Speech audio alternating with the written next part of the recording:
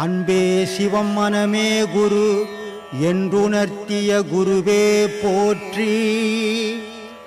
சத்தும் சித்தும் எதுவென்று உணர்த்திய குருவே போற்றி.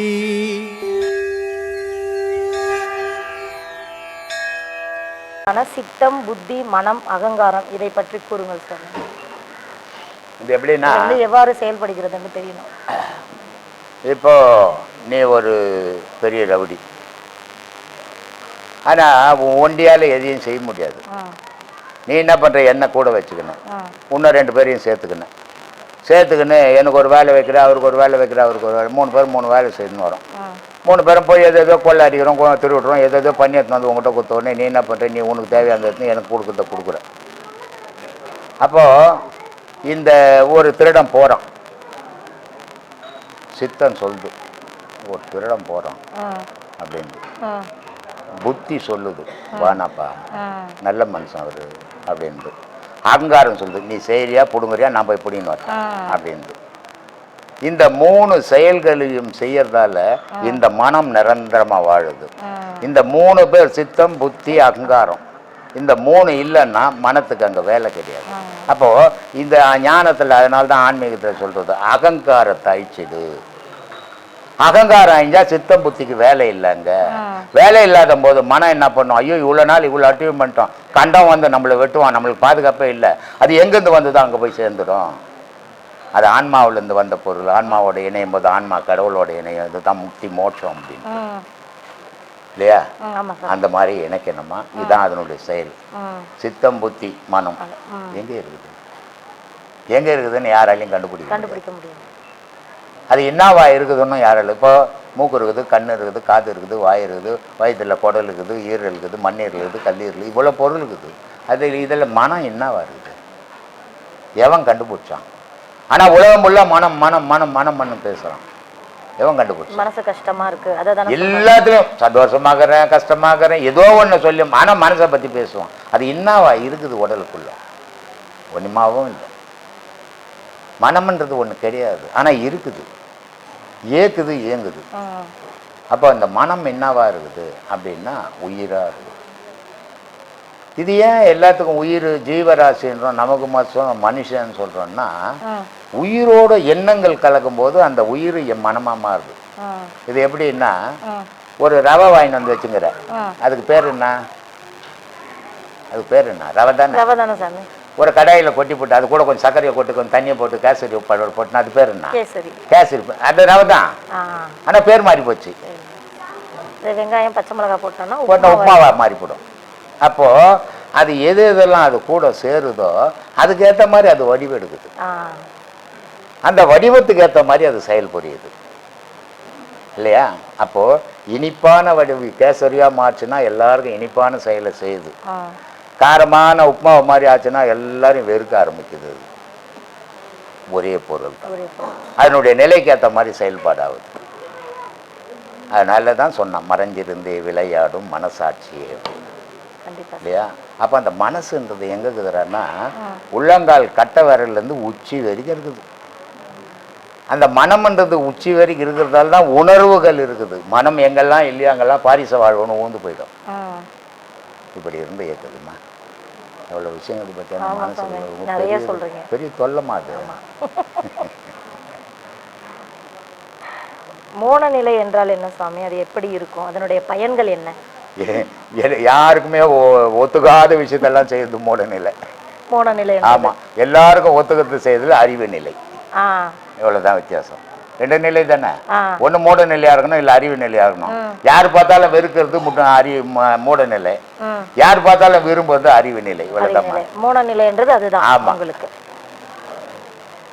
தெய்வங்களுக்கு மூல மந்திரங்கள் எங்க யாரால சொல்லப்பட்டது? ஒரு மந்திரமும் கிடையாதும்மா, மௌனமே மந்திரம். நிறைய கோயில்ல வந்து மந்திரங்கள் சொல்ல, அது சொன்னாதான் ஜனம் போவோம், இல்லைன்னா ஒன்றும் போக மாட்டான். ஒரு கோயிலை கட்டிவிட்டு அங்கே சிலையே இல்லைன்னா அவனை போவானா? சிலை வச்சா தானே போவான். ஆனால் சிலை பேசுதா? அதை தான் சிவவாக்கியர் சொன்னார், நட்டக்கல்லை சுற்றியே 4 புஷ்பம் சாத்தியே சுற்றி வந்து முனமுனுக்கு மந்திரம் ஏதடா. நட்டக்கல்லும் பேசுமோ நாதன் உள்ள இருக்கேன்னாரு. கடவுள் உனக்குள்ள இருக்குதடா, அது எப்போ அது பேசுச்சாடா? அதுக்கு போய் அந்த கோயிலை சுற்றி சுற்றி மோன நிற்கின்னு வரிய அந்த மந்திரம் எப்போ சாமியாடா சொல்லி கொடுத்தது உனக்கு அப்படின்னு கேட்குறாரு. சுட்ட சட்டி கறி சுவை அறியுமோன்றார். நட்டக்கல்லை சுற்றின்னு பேசுறது கூட பெரிய விஷயம் இல்லை. ஆனால் சுட்ட சட்டி கறி சுவை அறியுமோன்னு கேட்குறாரு. இது என்னடா இது? நம்ம சிந்திச்சு பார்க்கணும். கொசவங்கிட்ட சூளையில் வச்சு சுட்ட சட்டிக்குது இல்லை, அதில் தண்ணி ஊற்றினேன்னா அந்த தண்ணி அப்படியே இருக்கும்.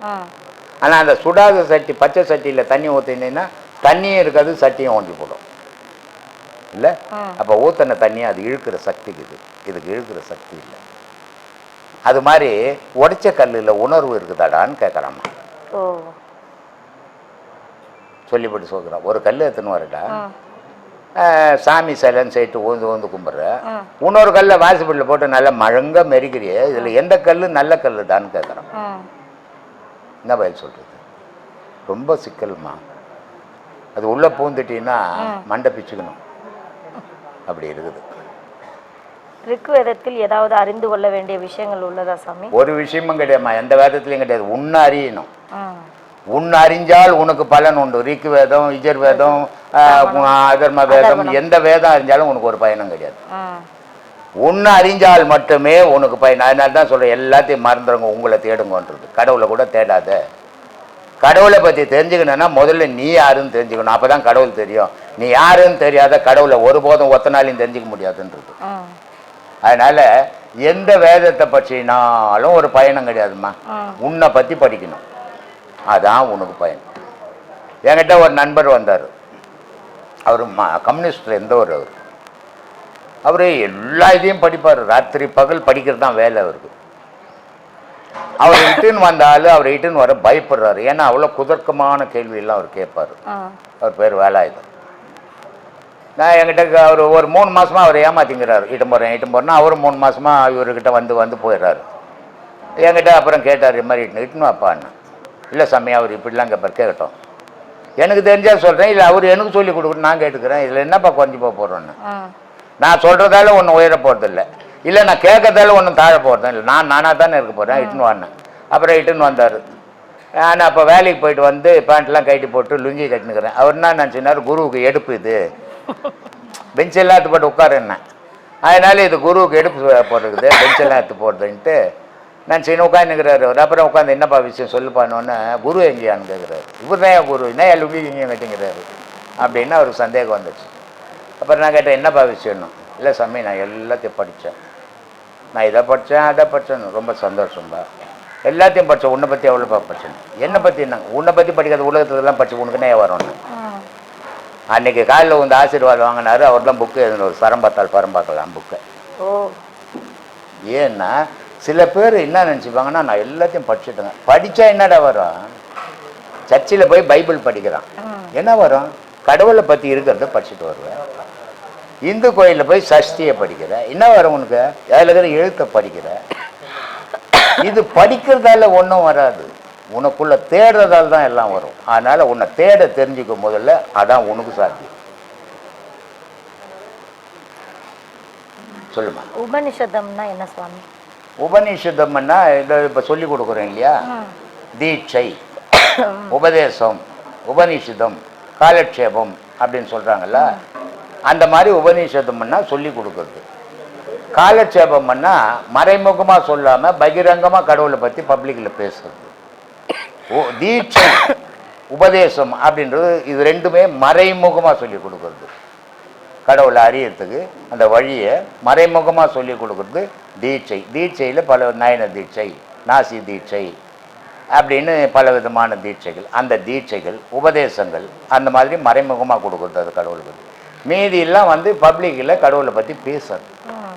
சொல்லுமா. நீங்கள் யாருக்கிட்டையாவது தீட்சை வாங்கியிருக்கீங்களா சாமி? உபதேசம் நடந்திருக்கு. இப்போ கூட ஒருத்தர் கேட்டார், உன் குரு யாருன்னு. என் குருவை பற்றி தெரிஞ்சு நீ என்ன பண்ண போற? சொல்கிறேன் போறியான்னு கேட்டேன்.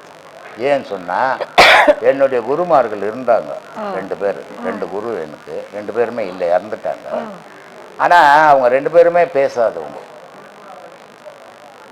ஒருத்தர் மௌன குரு, ஒருத்தர் வந்து வார்த்தையே பேச மாட்டார், பேசுவார் அவர்.